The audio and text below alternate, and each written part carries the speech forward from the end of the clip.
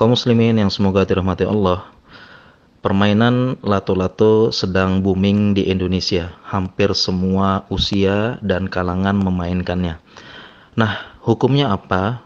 Kita coba jawab dengan menggunakan beberapa kaidah fikih, sekaligus mengenal kaidah fikih dan penerapannya.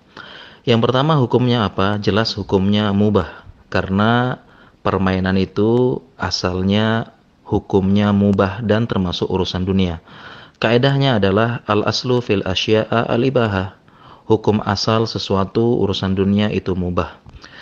Yang kedua, infonya ada yang sampai benjol, kepala bocor, tangan bengkak, mata rusak. Kalau bahaya begini apakah haram? Iya, benar memang. Kaedahnya tidak boleh melakukan hal yang berbahaya atau membahayakan orang lain. Sesuai dengan hadis dan kaedahnya, la dororo wa la diror. Tetapi ini salah satu risiko dan kejadiannya sangat sedikit sekali. Mirip seperti naik kendaraan, naik motor. Memang ada kecelakaan, tetapi kecelakaan kan cukup jarang ya. Lalu apakah naik kendaraan jadi haram karena ada kecelakaan? Tentu tidak, dan ini kaedahnya al-aslu bina'ul ahkam alal ghalib. Hukum asal sesuatu dinilai dari kejadian yang paling sering atau mayoritas. Sehingga yang jarang itu tidak jadi patokan. Dan ini kaedahnya al-ibratu bil ghalib wan nadiru la hukma lahu. Patokannya adalah yang paling sering, sehingga yang jarang sekali tidak jadi patokan hukum. Yang ketiga, lalu apakah main lato-lato itu bisa jadi haram? Jawabannya bisa jadi haram.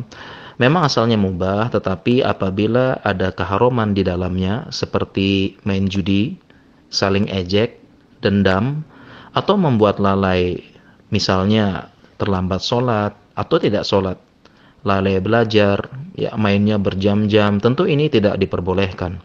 Perhatikan kaedahnya, kalau berdagang saja, cari uang untuk kehidupan dan bisa makan, apabila melalaikan tidak boleh. Jadi cari uang saja tidak boleh ya kalau melalaikan, apalagi sekedar permainan ya. Sebagaimana firman Allah, rijalul la tulihim tijaratun wala bai'un an dzikrillah. Dan seseorang yang tidak dilalaikan perniagaan atau pula jual beli dari mengingat Allah. Dan tidak boleh juga mengganggu orang lain ya, karena suaranya menyebabkan orang lain terganggu. Jadi pilih-pilih tempat dan keadaan kalau bermain. Poin yang keempat ya, kalau ada sekolah atau instansi melarang siswanya membawa lato-lato ke sekolah, bagaimana? Atau dilarang main di bandara atau terminal. Bukannya hak kita ya, boleh main kan mubah ya, terserah saja. Maka jawabannya sesuai dengan hadis atau kaedah, al-muslimuna ala syurutihim illa syaratan harramal halala au halla harama. Seorang muslim harus memenuhi syarat-syarat yang telah disepakati, kecuali syarat yang mengharamkan yang halal atau menghalalkan yang haram. Nah, siswa sebelum masuk sekolah, ia atau walinya pasti menandatangani atau sepakat dengan taat aturan sekolah.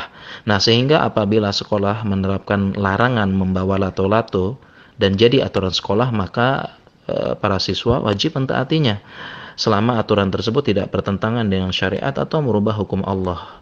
Dan tentunya setiap sekolah punya kebijakan masing-masing ya, ada yang boleh, ada yang tidak. Oke, semoga bermanfaat ya. Dengan belajar kaidah fikih kita menjadi mudah dan ilmiah berpikir ya. Dan penerapan fikih juga perlu bimbingan dari ustadz dan ahlinya ya, terutama para pemula perlu belajar lagi, tidak boleh sembarangan menerapkan dan berhukum sendiri.